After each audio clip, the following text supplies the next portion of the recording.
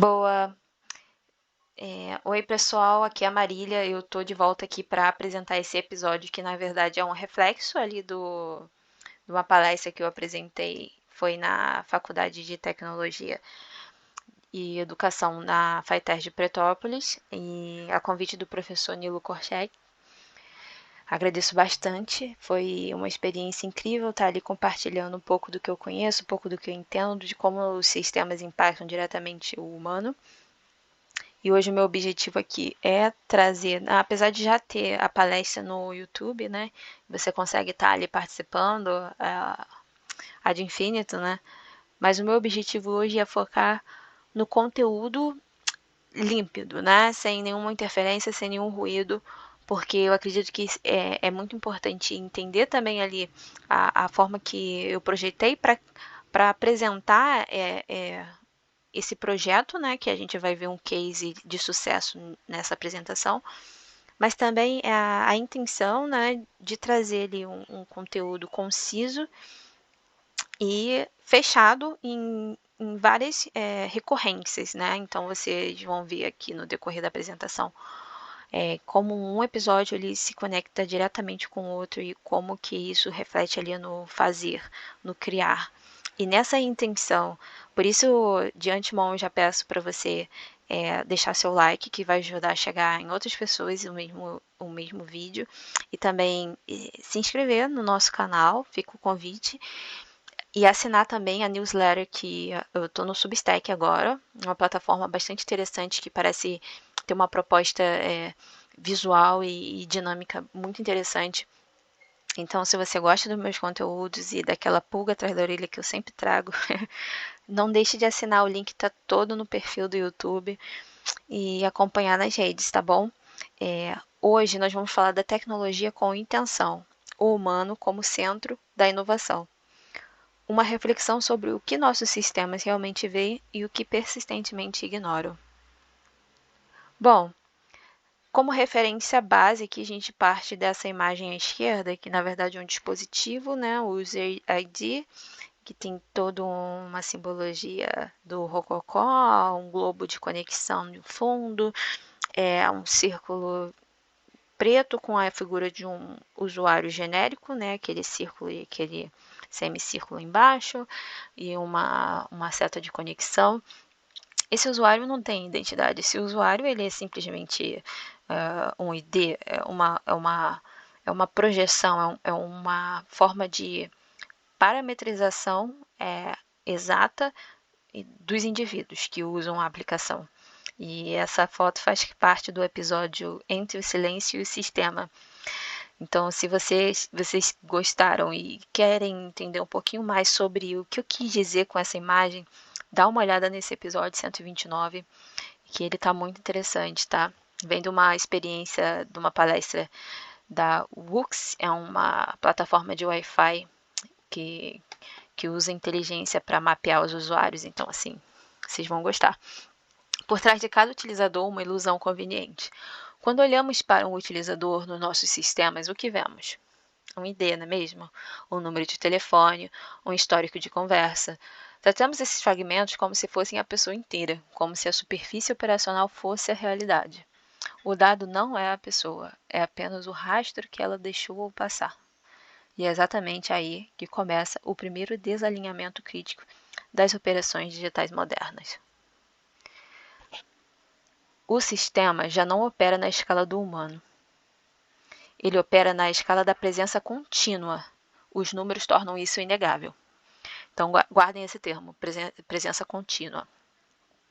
Então, a gente tem aqui uma escala que ultrapassou o humano, alguns dados para corroborar essa tese. 7 bilhões, a gente tem mais de 7 bilhões de dispositivos ativos. Temos mais smartphones do que pessoas no planeta Terra. Por dia, online, essas pessoas passam em média 6 horas e 38 minutos, a média global de tempo conectado à internet. Temos também 5,2 bilhões utilizadores globais, superados em números pelos próprios dispositivos. Temos também 63% do tráfego móvel. De todo o tráfego global vem de dispositivos móveis. A tecnologia já não é uma ferramenta de acesso. é o ambiente onde a vida acontece. Esses dados estão disponíveis nessa pesquisa abaixo, aqui nessa fonte. Bom, com base nessas informações que a gente pôde captar, a gente tem uma questão muito interessante, porque o Brasil, né, o país de qual eu sou nativa, ele é um ponto fora dessa curva. Por quê? Porque o Brasil não só acompanha a tendência global, ele distorce a média global. São aproximadamente, meus caros, 9 fucking horas e 30 minutos por dia que nós passamos conectados, vendo o nosso monitor do celular ou computador, sendo mais de 5 horas diretamente só pelo smartphone. Não estamos a falar de uso intenso, estamos a falar de imersão total. Lembra a presença contínua? O que isso significa para quem desenha sistemas? Significa que o utilizador que encontra o nosso produto não está a fazer uma visita ocasional. Ele está a habitar um espaço contínuo.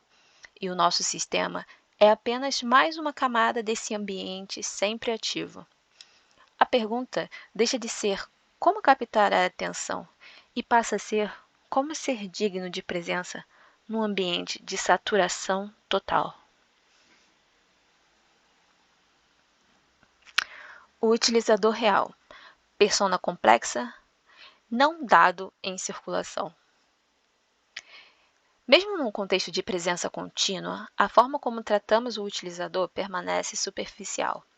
Por baixo de cada interação existe uma persona, complexa, sensível, imprevisível e principalmente difícil de cativar.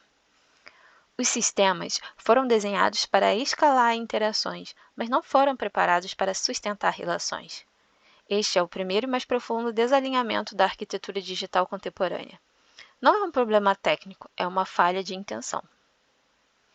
Aqui, eu lembro de ter exposto um caso particular, né?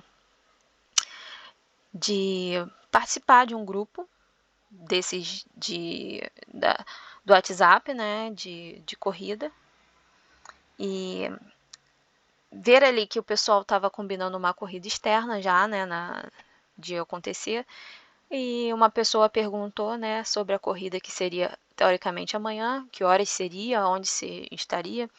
Eu respondi em cima dessa pergunta com uma interrogação, porque eu realmente queria saber também sobre essas informações. Inclusive, já tinha solicitado anteriormente que fosse exposto ali no grupo, para eu também saber, né? Como eu não obtive resposta, no dia seguinte, o administrador e o outro administrador postaram somente as fotos da corrida externa, eu, quanto usuária, quanto persona, quanto pessoa, me senti muito silenciada, não vista, ignorada. E isso gera um impacto emocional muito forte. Assim como a gente também que cria e às vezes não recebe nenhum feedback, nenhuma reação, nenhum comentário, tanto das pessoas que a gente conhece quanto das pessoas que a gente não conhece, mas que estão ali acompanhando o nosso trabalho.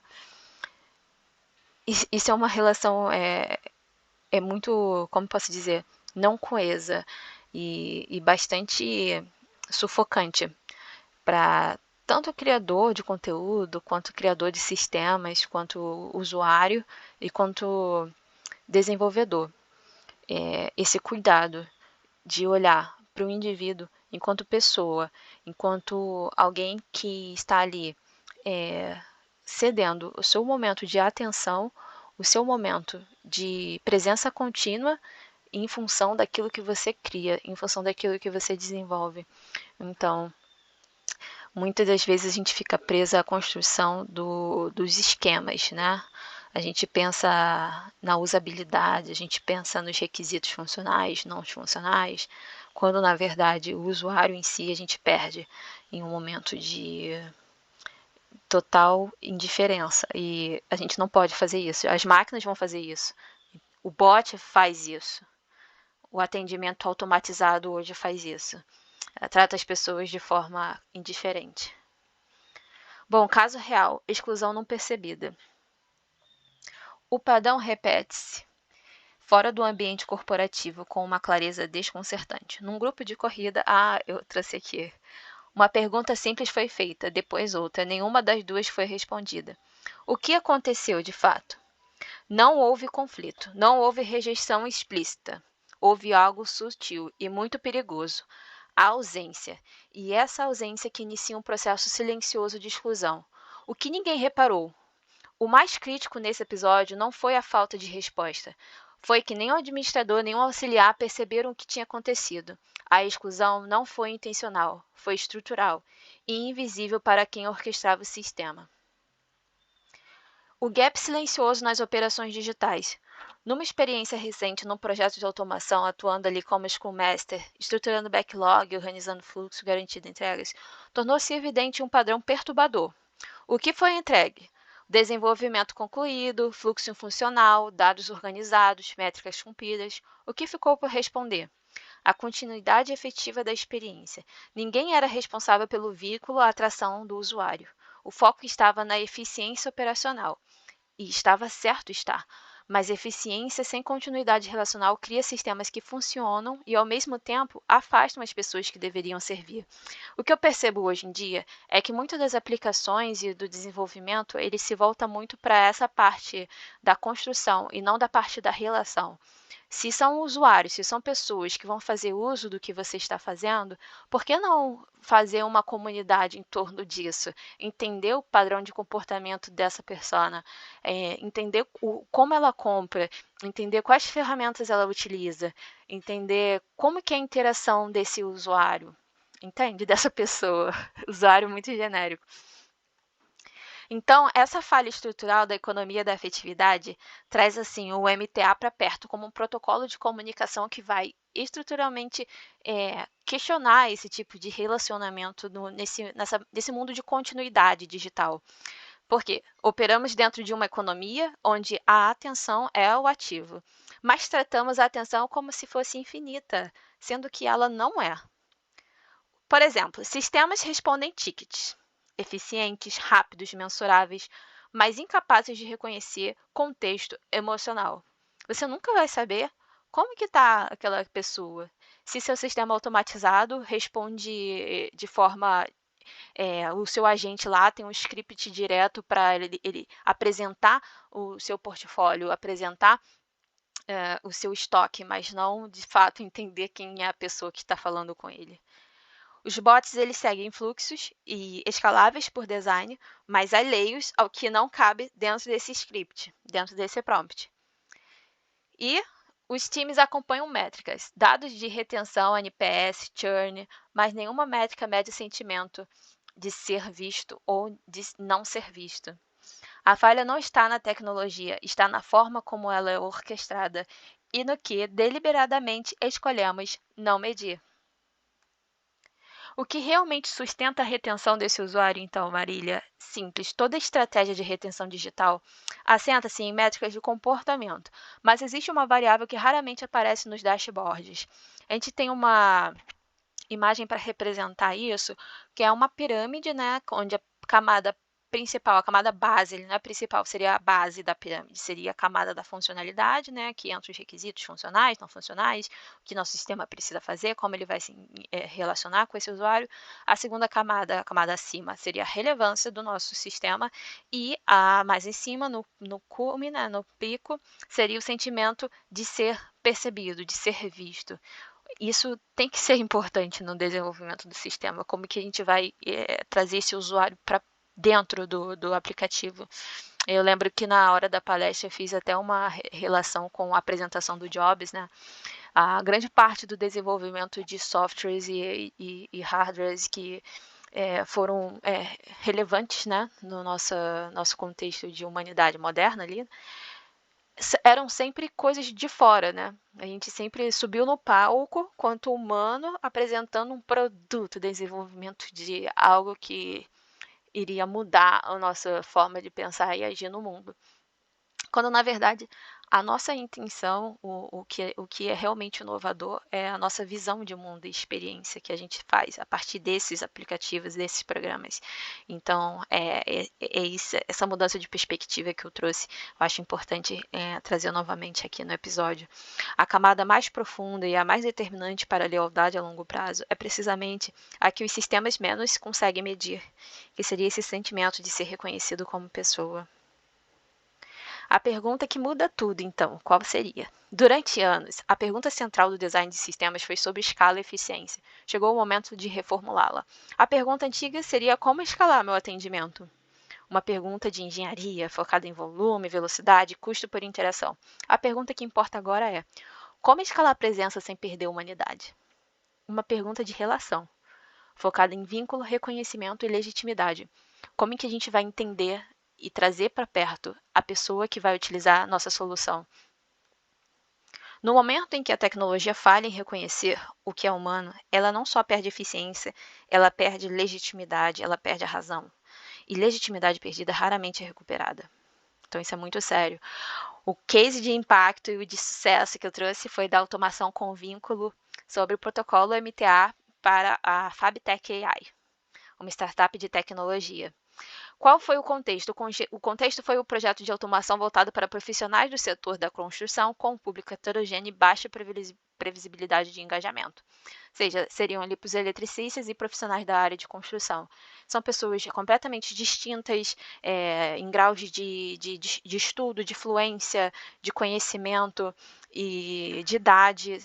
Então, é um grupo bastante heterogêneo. Então, não tem uma forma padrão de você se relacionar, entende? Então, fazer isso com um projeto de prototipação de automação, como que você vai falar com essa pessoa, como que você vai ouvir essa pessoa, como se vai se relacionar, envolveu também o desafio de, além dessa automação operacional, estruturar uma experiência capaz de gerar conexão real, evitando interações superficiais e perda silenciosa de usuários.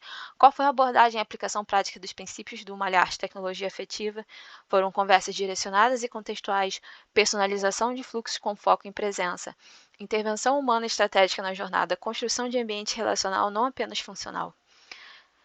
Execução, a atuação direta na interface entre tecnologia e experiência, garantindo que o sistema não apenas respondesse, mas sustentasse o vínculo ao longo da interação, de forma que eles mesmos seguiram fazendo interações independente da IA, independente da persona, Marília respondeu ou não, eles estavam ali interagindo entre si, respondendo entre si.